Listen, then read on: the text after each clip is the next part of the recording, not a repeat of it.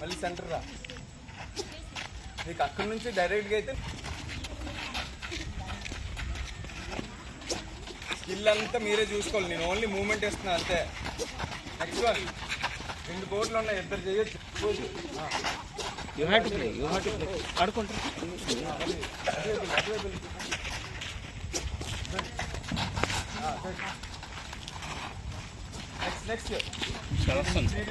ఇద్దరు front back చేస్తారు, అదొక వీడియో తీసుకో, అది ఉంచుకో.